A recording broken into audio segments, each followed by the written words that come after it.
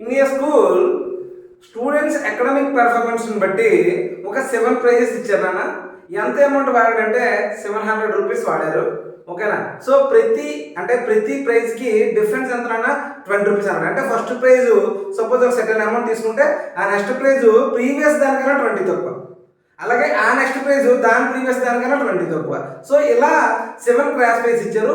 What is the cash prices అని అడుగుతున్నాడు. అంటే ఎంత ఆ క్యాష్ ప్రైజెస్ అనేది ఒక్కొక్కరికి ఎంత తీసుకున్నారు అంటే ఎలా డిస్ట్రిబ్యూట్ చేయాలని అడుగుతున్నాడు.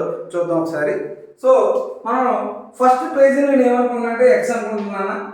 సో సెకండ్ ప్రైజ్ దీనికన్నా 20 తక్కువ అంటే ఎక్స్ మైనస్ 20 నాన్న, తర్వాత ఎక్స్ మైనస్ 40 నాన్న, తర్వాత ఎక్స్ మైనస్ 60 నాన్న, రైట్, తర్వాత ఎక్స్ మైనస్ 80, తర్వాత X minus 100 and X minus 120. చూడండి 1 2 3 4 5 6 7 క్లాస్ ప్రైస్ అయిపోయింది. టోటల్ అమౌంట్ ఎంత వాడారన్నా దీనికి 700 రూపీస్ వాడారంట. అంటే సమ్ ఆఫ్ ది అన్ని చేస్తే మనకి ఎంత రావాలి? 700 రావాలి. వస్తుందో రాదో చూద్దాం. ఎక్స్ ఎక్స్ ఎక్స్ మొత్తం ఎన్ని ఎక్స్ రానా? 7x right, minus 20 minus 60 minus 120 minus 200 minus 300 minus 420 minus 420 అంటే మొత్తం సమ్ చేస్తే ఎంత రావాలి మనకి? 700 రావాలి.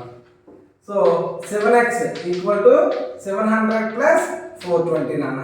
సో 7x ఈక్వల్ టు 1120 నాన్న. x ఈక్వల్ టు 1120 బై 7 నాన్న.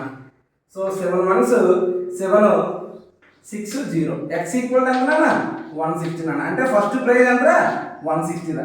160 అయితే ఫస్ట్ ప్రైజ్ 160, తర్వాత 140, తర్వాత 120, తర్వాత 100, తర్వాత 80, తర్వాత 60, తర్వాత 40 నాన్న. ఇవి ఆ క్యాష్ ప్రైజెస్ అనమాట. 1 2 3 4 5 6 7. ఓకేనా?